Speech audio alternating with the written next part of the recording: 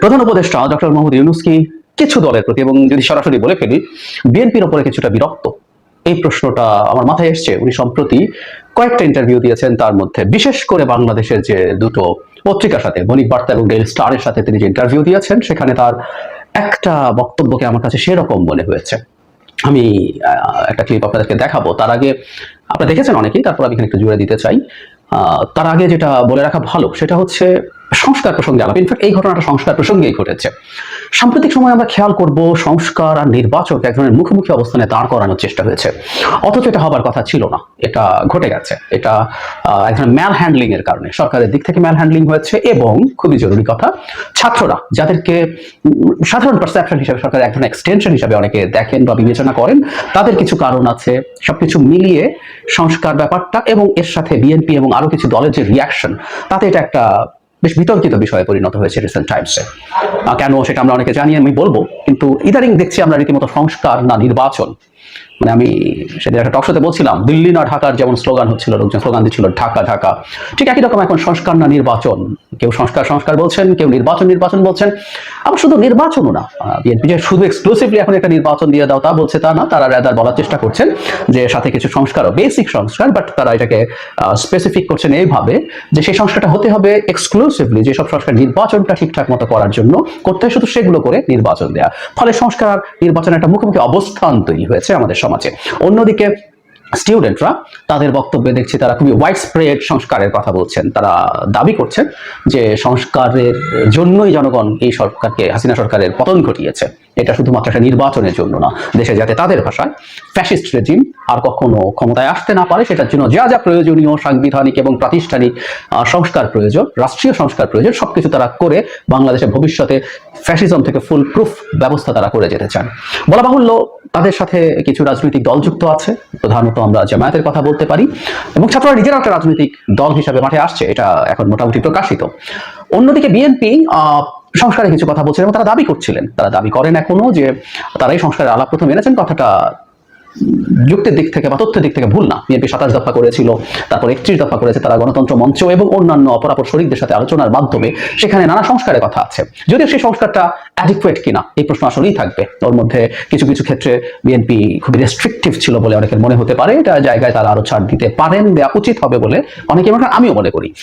In fact আমি এই ক্ষেত্রে জনাব তারেক রহমান একাধিকবার তার ভাষণে বলেছেন বিভিন্ন জায়গায় যে 31 দফা তৈরি হয়েছে, দ্যাট ডাজন্ট নেসেসারিলি মিন যেটা পাল্টাতে পারে না। আমি তার অন্তত দিক থেকে দেখছি যে তিনি আরো অ্যাকোমোডেটিভ হতে চান। সো তারাও সংস্কার চাইছে। বিএনপি দাবি করছে আমরাই তো আগে সংস্কারের কথা বলেছি, এবং তারা মনে করেন এই জায়গায় মূল কনফ্লিক্টটা আসলে লেগেছে। তারা মনে করেন তারা নির্বাচিত হয়ে এসে সংস্কার করতে চান, এবং কিছু সংস্কার তাদের ভাষায় নির্বাচিত সরকার ছাড়া কোনোভাবেই করা উচিত না, বিশেষ করে সংবিধান সংস্কার। তারা মনে করেন এটা তাদের হাতেই হওয়া দরকার, এবং তাদের আরো কিছু সংস্কার যেগুলো আছে সেগুলো করতে চান। অপরপক্ষে যে যুক্তিটা আছে সেটা হলো যে এই সরকারের ম্যান্ডেট আছে, এটা একটা অভ্যুত্থানের মাধ্যমে গঠিত হওয়া সরকার, একটা পপুলার ম্যান্ডেট আছে, which I agree with that। কিন্তু ফলে তারাও কিছু সংস্কার তারাই করতে পারে, এবং এই যুক্তিটা স্বাভাবিকভাবে আসবে। বিএনপি যে যে সংস্কারগুলো করার ক্ষেত্রে অ্যাগ্রি করে তাদের 31 দফার মধ্যে অথবা পরবর্তীতে যখন আলোচনা হবে সেই ক্ষেত্রে তারা যেগুলো অ্যাগ্রি করে সেগুলোই সরকার করে গেলে সমস্যা কি, এই প্রশ্ন খুব অমূলক নয়। কিন্তু সাম্প্রতিক সময়ে যে বললাম যে সরকারের যে সংস্কার বিষয়ক বক্তব্য, তার সাথে এক ধরনের কনফ্লিক্টিং আইডিয়াস তৈরি হয়েছে। মানে সরকার যা বলছেন সেটা টু সাম এক্সটেন্ট স্টুডেন্টরাও অ্যাপারেন্টলি পছন্দ করছে না, বিএনপিও করছে না, এবং একটু অধৈর্য রাজনৈতিক দলগুলোর মধ্যে হওয়ার প্রবণতা দেখা যাচ্ছে, তাই না? যেমন ডক্টর ইউনূস তার সংস্কার প্রশ্নে যা বলেছেন এর মধ্যে কোনো ইনকনসিস্টেন্সি নাই। তিনি ক্রমাগত একই রকম কথা বলছেন, দেশে যা বলছেন বিদেশেও তাই বলছেন। সেটা হচ্ছে সংস্কার কমিশনগুলো তৈরি হয়েছে, এবং এখানে একটা কথা জরুরি, কেউ কেউ বলছেন কমিশন এখন 11টা হয়ে গেছে, প্রথম 6টার পর আরো 5টা হয়ে মোট 11টা হয়ে গেছে। ইনফ্যাক্ট ডেইলি স্টারের সম্পাদক মাহফুজা নাম তাকে ঠিক এই প্রশ্নটাই করেছিলেন, তখন ডক্টর ইউনূস স্পেসিফিকলি বলছেন ওই 5টা না, আগের 6টা যে কমিশন আছে সেই 6 কমিশন নির্বাচনের জন্য ক্রিটিক্যাল। সো ওগুলোর রিপোর্টের পরই তারা আলোচনা করবেন, এবং রিপোর্ট নিয়ে এতদিন যা বলেছেন সেখানে ছোট্ট একটু ডেভিয়েশন আছে। 31 ডিসেম্বর পর্যন্ত ডেডলাইন ছিল। ডেইলি স্টারে তিনি খুব ক্যাটাগরিক্যালি বলেছেন যে এটা জানুয়ারি পর্যন্ত, কারণ কিছু কমিশন কাজ করতে শুরু করতে দেরি হয়েছে, উইচ ইজ ট্রু। আমি যে কমিশনে আছি, নির্বাচন ব্যবস্থা সংস্কার কমিশন, আমাদেরও কাজ শুরু করতে দেরি হয়েছে, কারো আরো বেশি দেরি হয়েছে, ফলে আরেকটু সময় হয়তো লাগবে। কিন্তু সরকার যেটা বলছে which is very consistent, doctor Yunus at least যেটা বলছেন যে এটা পাওয়ার পর রাজনৈতিক দলগুলোর সাথে তিনি বসবেন, আদার স্টেক হোল্ডার্সের সাথে বসবেন, বসে তিনি একটা কনসেনসাস তৈরির চেষ্টা করবেন যে কতগুলো সংস্কার আসতে পারে।